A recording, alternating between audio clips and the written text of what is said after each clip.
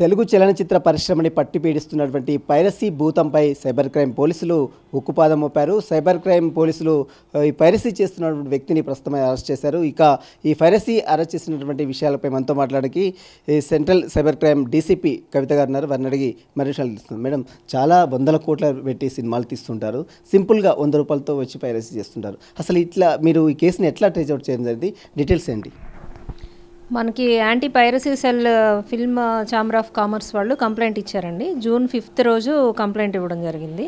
ఏంటంటే movie release అయిన రోజే దాన్ని కాపీ చేసి రకరకాలుగా పైరేట్ చేసి ఆన్లైన్ ప్లాట్ఫామ్స్లో అమ్మేస్తున్నారు. దీనివల్ల మాకు దాదాపు 3,700 కోట్ల రూపాయల నష్టం జరిగింది ఒక సంవత్సరంలోనే. దీని మీద యాక్షన్ తీసుకోవాలని చెప్పేసి వాళ్ళు కంప్లైంట్ ఇవ్వడం జరిగింది.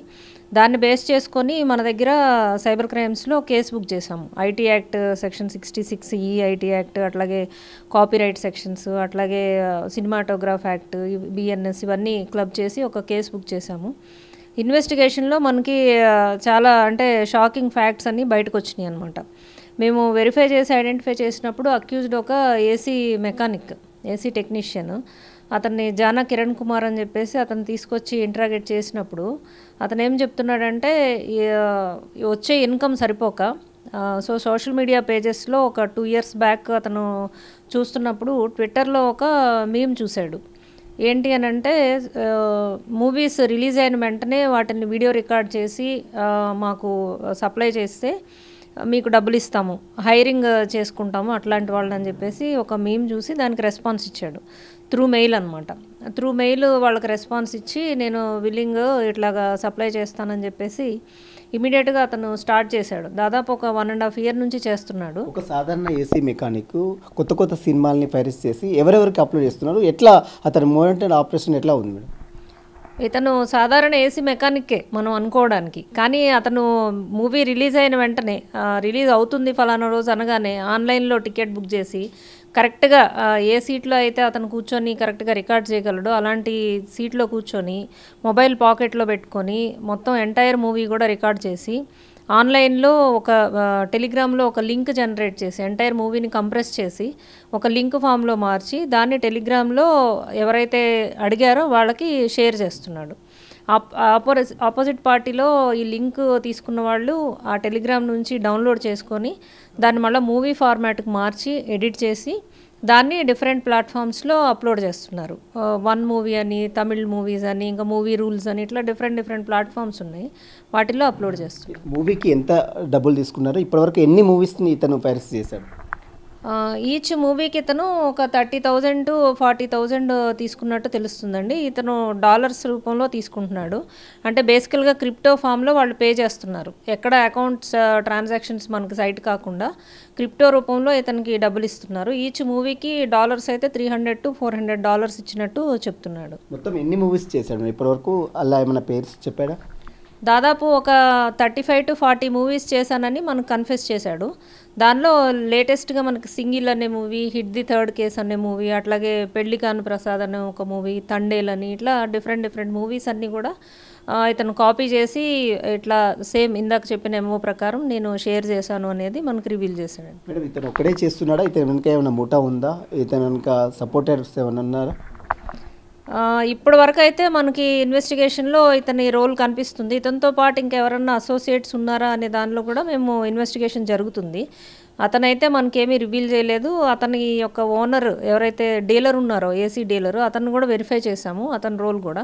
ఇంకా ఫర్దర్గా కూడా ఇన్వెస్టిగేషన్ చేస్తున్నాము. ఎవరున్నారు బ్యాక్ ఎండ్లో, ఎవరన్నా ఉండి ఇతనికి సపోర్ట్ చేస్తున్నారా, లేదా ఏదైనా టీం ఉందా అనేది కూడా ఇన్వెస్టిగేషన్ చేస్తున్నాము. కొన్ని వెబ్సైట్స్ ఉన్నాయి madam, movie rules, movie buzz, movie వీటికి సంబంధించిన దాంట్లో వారికి నోట్స్లు ఇచ్చి వారిని మిర్చి విచారించే అవకాశం ఉందంటారా? ముందుగా అసలు ఎక్కడ అప్లోడ్ అయింది అనేది మేము వెరిఫై చేస్తామండి. ఎవరు అప్లోడ్ చేశారు, ఎక్కడ అప్లోడ్ అయింది అనేది వెరిఫై చేసిన తర్వాత వాళ్ళ రోల్ ఏంటి అనే దాన్ని బేస్ చేసుకొని వాళ్ళకి నోటీస్ ఇవ్వడం జరుగుతుంది. అతన్ని ఏమైనా కస్టడీ తీసుకొని విచారించే అవకాశం ఉందా మళ్ళీ? అవునండి, ఇతను అరెస్ట్ చేస్తున్నప్పుడే మేము కస్టడీకి తీసుకోవడానికి ఫైల్ చేయడం జరిగింది. డెఫినెట్గా కస్టడీలోకి తీసుకొని తరోగా ఇంకా ఇన్వెస్టిగేషన్ చేయాల్సింది ఉంది. సో తీసుకొని ఇంకా ఎవరెవరు ఉన్నారు, ఏంటి, అతని మొబైల్లో ఏం ఇన్ఫర్మేషన్ ఉంది, ఏ వెబ్సైట్ యాక్సెస్ చేశాడు, ఇవన్నీ కూడా మేము వెరిఫై చేస్తాం. అతని ఫ్యామిలీ బ్యాక్గ్రౌండ్ కావచ్చు, అతని బ్యాక్గ్రౌండ్ ఏంటి మేడం? అతను ఐటీఐ కంప్లీట్ చేసి ఏసీ మెకానిక్గా చేస్తున్నాడండి. ఫ్యామిలీ బ్యాక్గ్రౌండ్ వస్తే వాళ్ళు ఈస్ట్ గోదావరి డిస్ట్రిక్ట్ నుంచి ఒక 13 ఇయర్స్ బ్యాక్ ఇక్కడ వచ్చి సెటిల్ అయ్యారు. వాళ్ళ ఫాదర్ టైలర్గా పనిచేస్తూ ఇక్కడికి వచ్చి ఇక్కడ ఎల్బీ నగర్ వనస్థలిపురం ఏరియాలో ఉంటారు.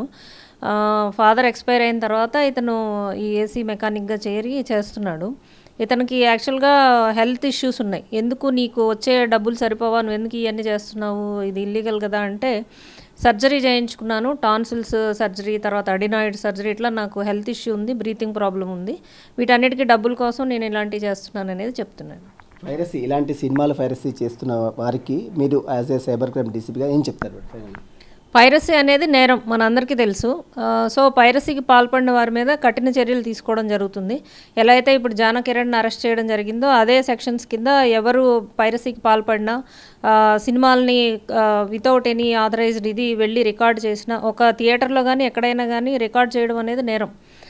మన సినిమాటోగ్రాఫ్ సెక్షన్స్ 6(1)A కింద రికార్డ్ చేయడం నేరం. సెక్షన్ 6(1)B కింద దాన్ని అప్లోడ్ చేసి ఏదైనా ప్లాట్ఫామ్స్లో ఇల్లీగల్గా పెట్టడం కూడా నేరమే. సో ఈ 2 సెక్షన్స్లో నేరానికి పాల్పడితే వాళ్ళని సెక్షన్ 7(1) కింద వాళ్ళకి పనిష్మెంట్స్ కూడా ఉన్నాయన్నమాట. అవి 10 years నుంచి లైఫ్ ఇంప్రిజన్మెంట్ కూడా ఉండొచ్చు. దీనిలో ఏంటంటే ఫోర్జరీ సెక్షన్స్ కూడా అట్రాక్ట్ అవుతాయి బిఎన్ఎస్లో. సో ఇవన్నీ పెట్టి కాపీరైట్ వైలేషన్స్ కింద వాళ్ళకి దాదాపు లైఫ్ ఇంప్రిజన్మెంట్ దాకా కూడా వెళ్ళే అవకాశం ఉంది. అందుకోసం యువతకి సైబర్ క్రైమ్స్ నుంచి, హైదరాబాద్ సిటీ పోలీస్ నుంచి మా యొక్క రిక్వెస్ట్ ఏంటంటే, ఇలాంటి పైరసీకి పాల్పడడం అనేది చేయవద్దు. భవిష్యత్ అంతా కూడా నాశనం అవుతుంది, కేసులు అవుతాయి. అది డిటెక్ట్ చేయడం అనేది కష్టమైన విషయం కాదు పైరసీని. సో అలాంటివి చేయకూడదు. ఒకవేళ ఎవరన్నా చేస్తున్నట్లు గమనించినా ఇమీడియట్గా పోలీస్కి ఇన్ఫర్మేషన్ ఇవ్వాలి. అలాంటి ఏదైనా కంప్లైంట్ ఇవ్వాలి అని అంటే 1930లో లేకపోతే cybercrime.gov.inలో మనకి కంప్లైంట్ ఇవ్వచ్చు. Thank you so much. ఇది చూసిన మొత్తం మీద 100 కోట్లు పెట్టి సినిమా తీస్తున్న సినీ పరిశ్రమకు చెందినటువంటి వారిలో దాదాపు 100 రూపాయలతో వచ్చి మొత్తం కూడా సినిమాని ఫైరేజ్ చేసి అతను డబ్బులు గడిస్తున్నారు. అతను తూర్పుగోదావరి జిల్లా చెందినటువంటి జానకిరణ్ని ప్రస్తుతం అయితే అరెస్ట్ చేశాం. అతన్ని కస్టడీలో తీసుకొని కూడా విచారిస్తాము. ఎవరైతే ఫైరసీకి పాల్పడతారో వారికి ఖచ్చితంగా కఠిన చర్యలు తీసుకున్నాం. ఇలాంటి మళ్ళీ పునరావృతం కాకుండా కూడా సైబర్ క్రైమ్ పోలీసులు పూర్తిగా అప్రమత్తంగా పనిచేస్తున్నట్లు కూడా సైబర్ క్రైమ్ డీసీపీ కవిత చెప్తున్న పరిస్థితి. వీడియోస్ నవీన్తో సునీల్ టీవీ హైదరాబాద్.